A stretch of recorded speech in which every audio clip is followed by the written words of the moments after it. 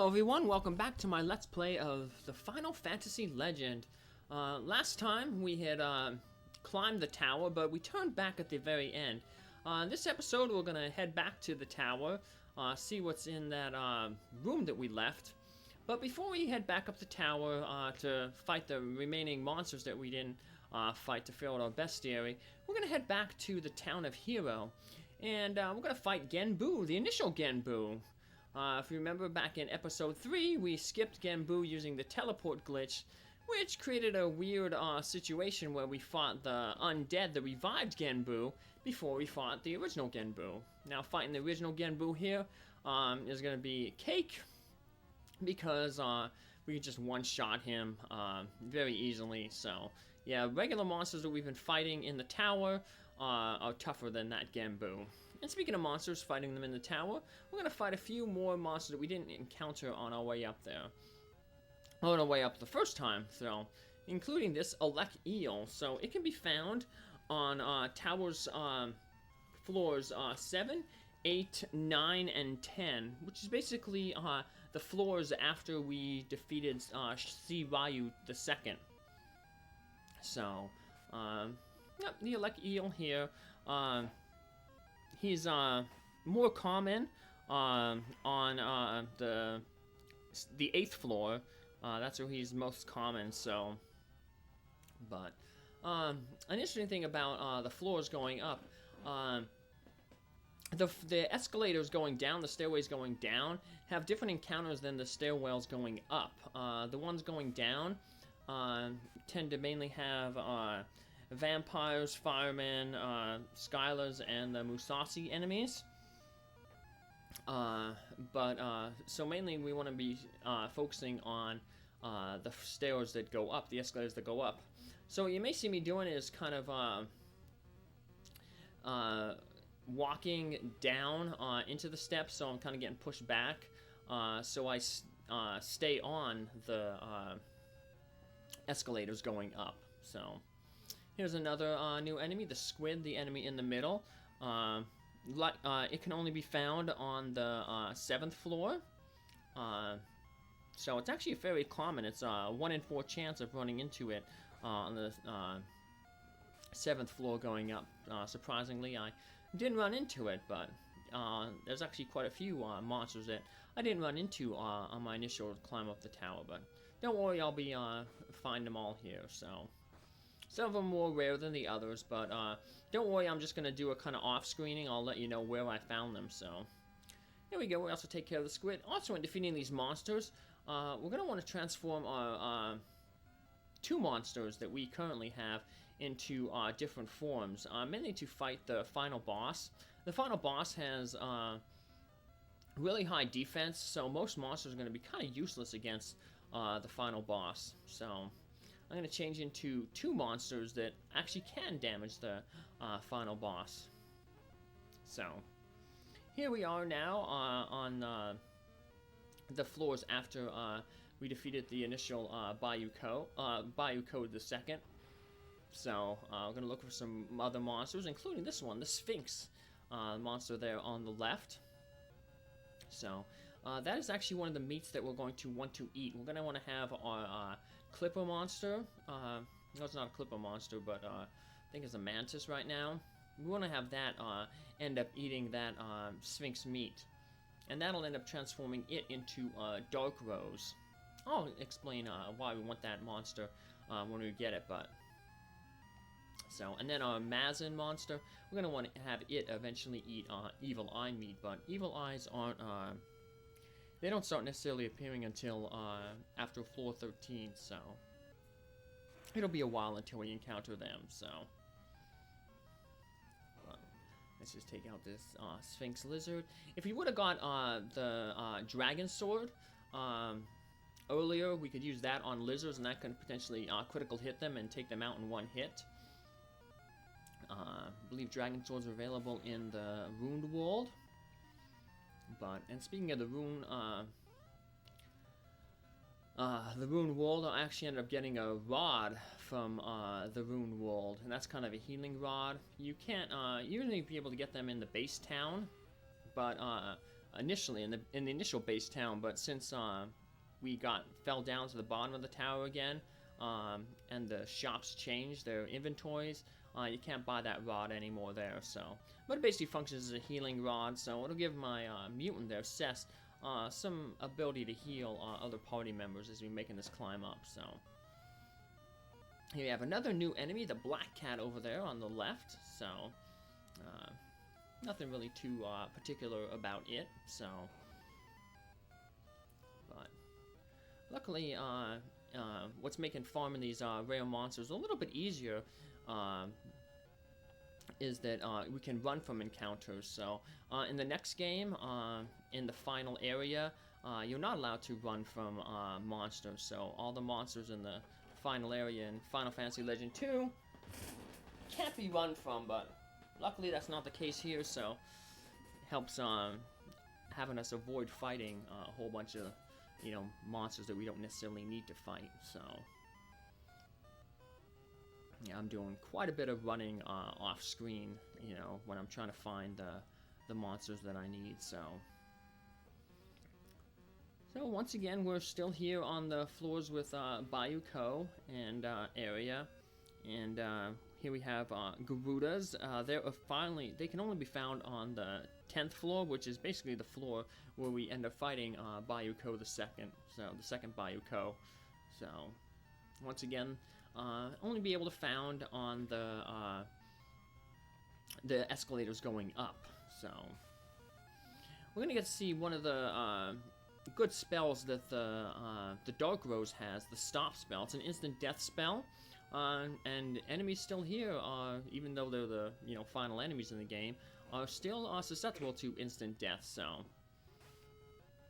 the good things. However, the Dark Rose isn't necessarily the best monster in the game, especially for taking on the final boss, but it does have a good ability besides that instant death, but the drink ability. So, and the drink ability is important because it is an ability that does not it doesn't factor in the enemy's defense. So the final boss has 200 defense. So yeah, most monsters won't be able to damage it with physical attacks, so we're going to need an attack that gets around the defense, and the Dark Rose is actually one of the few monsters that has an attack, the drink attack. So another good thing about the drink attack is the hit points it dissolves from the enemies actually goes back and heals, so it can deal damage and heal itself at the same time. So that's pretty nice. So however, there is another monster that's a little bit better for fighting the final boss, but I wanted some variety, so I didn't want to have both of these two monsters. But speaking of monsters, the Baku there is on the left. That's one of the monsters that we could have transformed to in the first world. Remember when we turned into the salamander, and then we turned into the Titan after we got the salamander.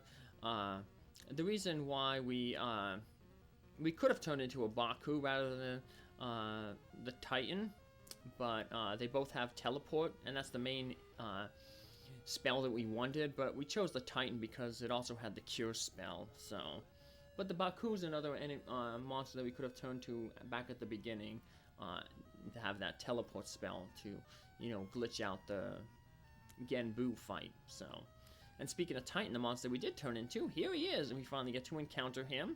So they start appearing on floors 11, 12, 13, and 14. They're available on.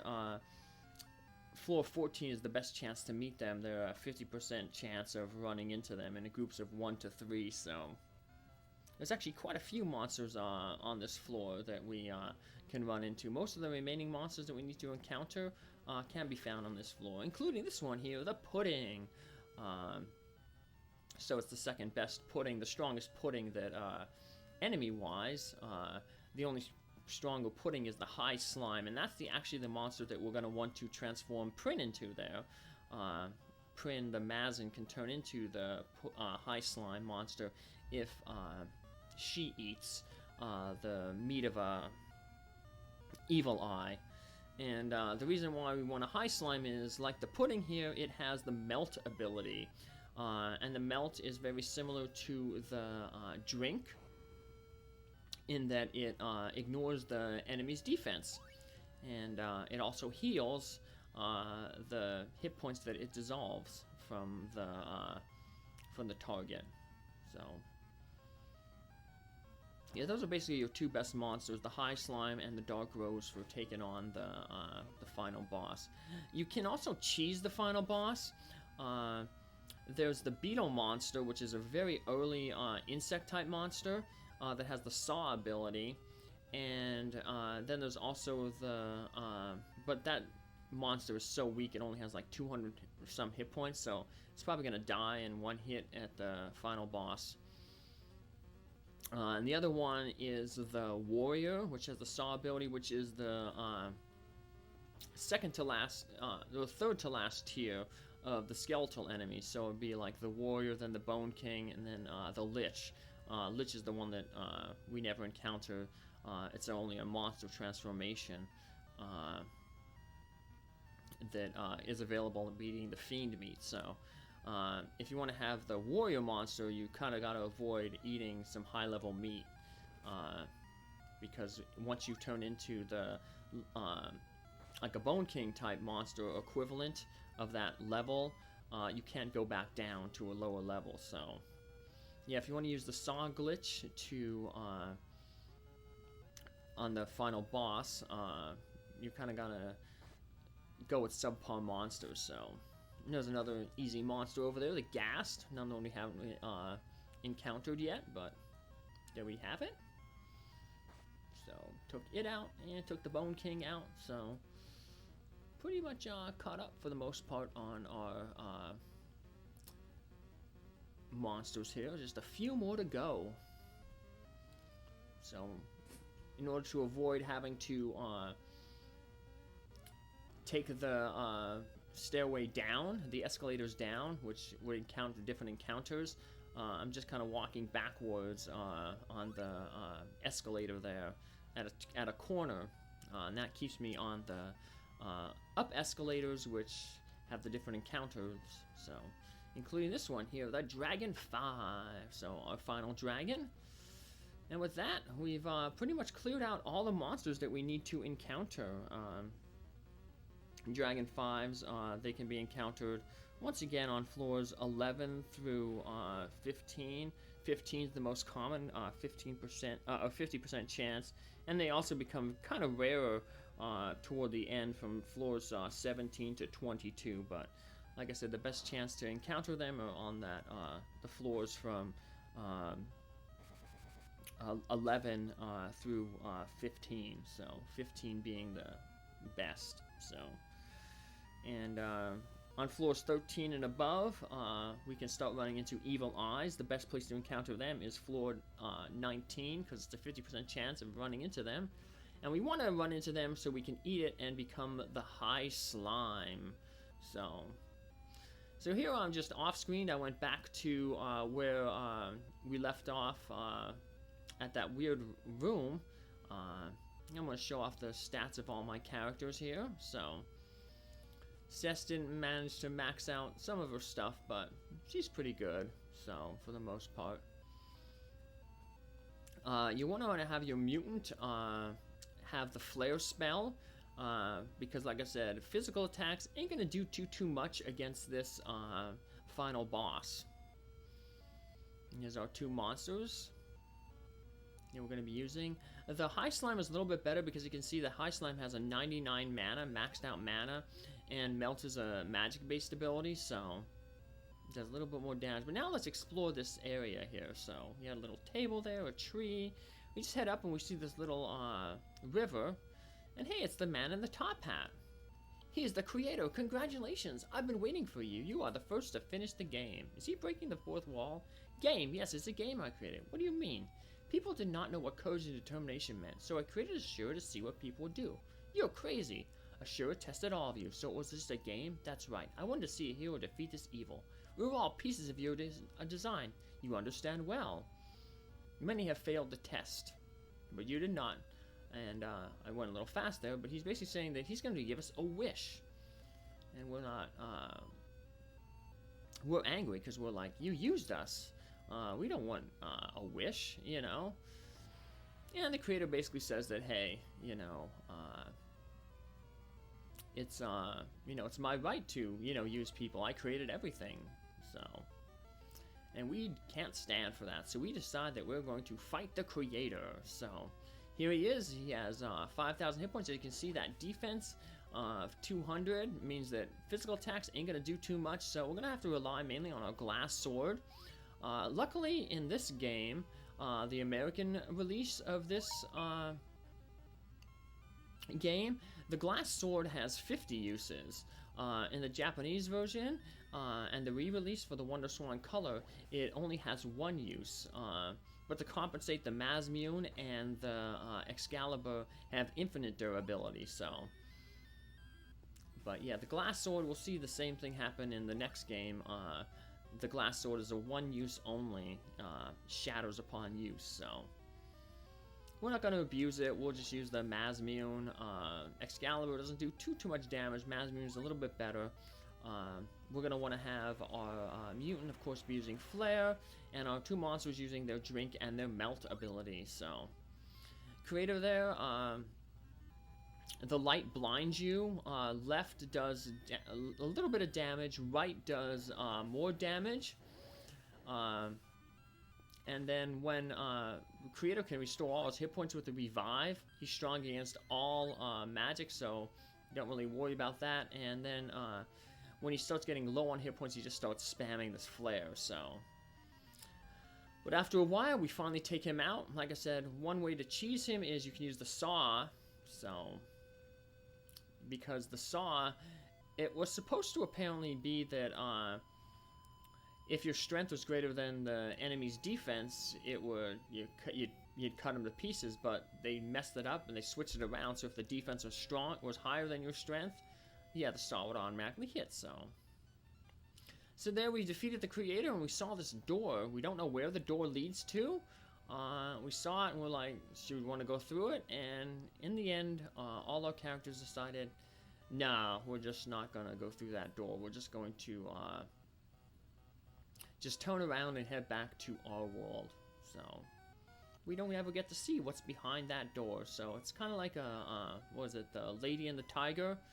The game ends on that like little cliffhanger, like what's behind the door, and just have to leave it to our imagination. Maybe it's just the creator's like closet, or maybe it's his bathroom or his kitchen.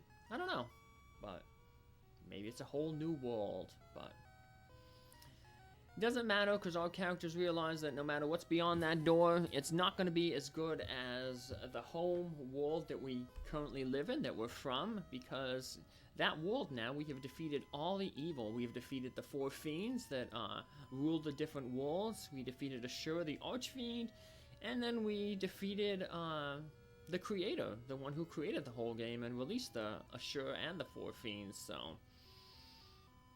I imagine with all that, all the monsters will also disappear, but.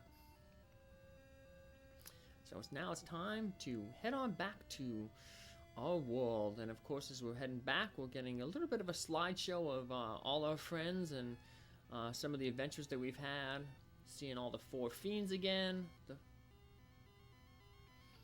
see some different things, and like I said, we'll get to recap our adventure, so very similar to the ending in the next game, where we kind of just travel back. We walk backwards from the end of the game back to the beginning. So here we are back in our base town. We get to see King Armor, his girlfriend there. There's Genie there, and there's the Sochu's sister, the new Sochu, and hey, it's the Top Hat Man again, the creator. Here we go. See you again. And I'll see you again in the Final Fantasy Legend 2. Take care, have a good day. Thanks for following along. Bye.